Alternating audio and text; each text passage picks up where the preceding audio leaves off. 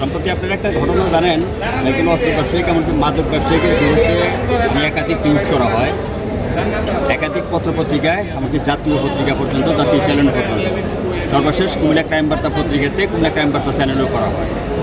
তবে এর পরিপ্রেক্ষিতে আমার নামে একটা মিথ্যা বানোয়াট একটা টিভির এসআই সালাম মিথ্যা একটা বানোয়াট প্রতিবেদন দিয়েছে, যাতে আমি মামলায় আসামি ধরতে গেলে আসামি বা কাঠকারাই দাঁড়াই। তবে আল্লাহর রহমতে বা সত্যর জয় সবসময় হয়। বা আমাদের সাথে ছিল একজন অ্যাডভোকেট, আমার প্রিয় ভাই আব্দুর রহিম ভাই, উনি ছিল আমাদের প্রিয় আরেকজন বড় ভাই ছিল মানিক ভাই। তাই সবার সহযোগিতায় বা আল্লাহর রহমতে একটা কথা আমি সবসময় বিশ্বাস করি, সত্য সত্যই থাকে, সত্য কখনো মিথ্যা হয় না। যারা যতই ষড়যন্ত্র করুক না কেন, সবসময় চেষ্টা করি আমরা সত্য ঘটনা তুলে ধরার চেষ্টা করবো। এমনকি বাকি দিনগুলোই যেভাবে বেঁচে থাকবো, যদি আল্লাহ পাক বাঁচায় রাখে, এইভাবে ইনশাআল্লাহ তুলে ধরার চেষ্টা করবো। আর এখানে আবার প্রিয় চৌদ্দীয় বড় ভাই আছে মানিক ভাই, উনিও সহযোগিতা করছে। ওনার কিছু আলহামদুলিল্লাহ স্যার, আলহামদুলিল্লাহ।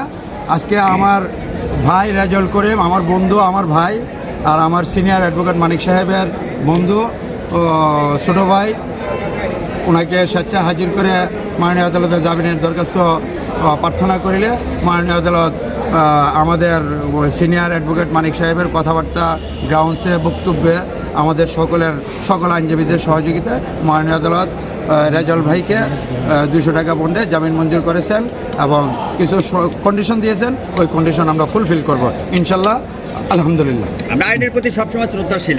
আইনের প্রতি জি, আসলে এই মামলাটা একটা ফেক মামলা।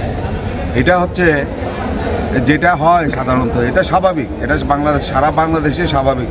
আপনি অপরাধীর বিরুদ্ধে যখন আপনি কোনো নিউজ করবেন, যারা বিশেষ করে আমাদের সাংবাদিক ভাইয়েরা আছে, তারা যে সারা বাংলাদেশের সাংবাদিক ভাইয়েরাই খুব প্রতিকূল অবস্থার মধ্যে আছে, খুব সমস্যার মধ্যে আছে।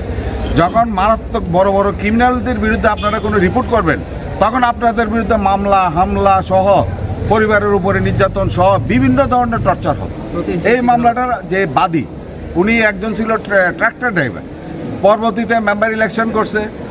বর্তমানে উনি একটা বিরাট কুমিল্লা শহরের একটা বিখ্যাত বড় হাসপাতালের মালিক, এবং প্রায় 100 কোটি টাকার উপরের মালিক।